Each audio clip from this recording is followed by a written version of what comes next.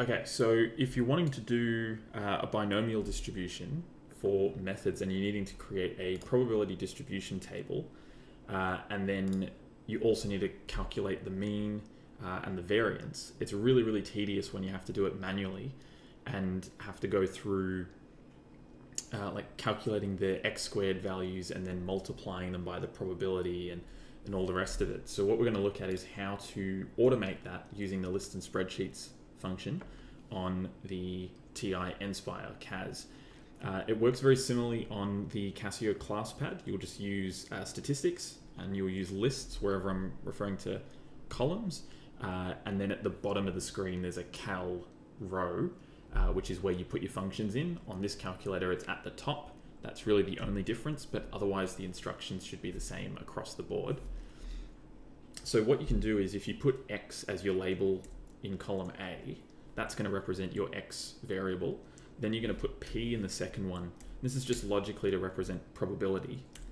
The next thing then you'll do is we'll put E. And so this is going to mean that the numbers that go in this column are to do with our expected value or our mean.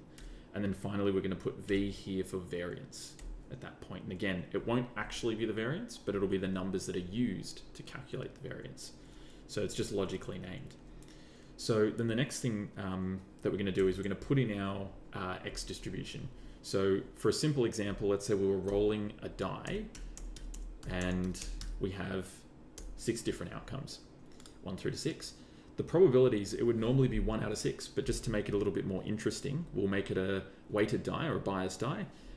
We'll do it out of 12ths. So I'll put in here and just go with 2 12ths. There we go. Then we'll put in 3 12ths. So that's up to 5 12ths so far, making sure it adds to 1. Then we'll put in another 2 12ths. So that's 7 12ths. 1 12th. That's 8 12ths. And then we'll do maybe 3 to put it up to 11. And then 1 12th. There we go.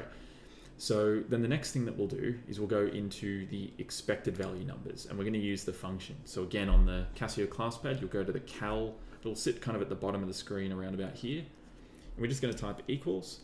And from here, we can just do X times P. You can use, you can use times. I'm doing it on the computer. So if you've got the computer app, Shift 8 for the asterisk for times. And then from there, you'll just choose variable reference for both of your variables, like that, to make sure it works. And it spits out all your X times probabilities. I'll come back to that in a moment. We're going to do everything at once. Now to get our E of X squared values, we're going to go equals under V, X to the power of 2. So X squared, it's going to multiply that by P, and it's taking our variable references from column X and column P. And again, the same thing. We'll choose variable reference for each one. And it spits out all of the X squared times probabilities. So that's going to save you a lot of time. And finally, if we just jump over to a free spot here, what we're then going to do is go to statistics, stat calculations, and 2 variable statistics. And again, this is the same on the Casio Classpad. You'll go to calc and then 2 variable. It's one less step actually. And from there we go. So it brings up this dialog box, and under the X list, you're going to put your E values. So that's going to give you your expected values. And under the Y list, you'll put V like that. You won't have to touch anything else and hit OK. And so what this is going to do is if we look to the sum of the X values, keep in mind it says X, but it's actually our E values. This would be the sum of all of your X times P's. So right there is going to be your expected value, 3.25. And then for your variance, it's not quite going to give you the variance, but it gives you the E of X squared. So that's going to be your sum of Y, because these are already X squared times P. So the sum of all of those is right there. It's going to be a 13.25. And so really what we could do, we could even type it in here.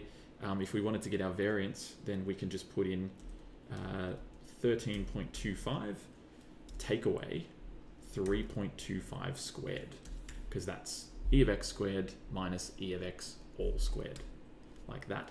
And then it spits out the number. You can also do that in the the calculator as well.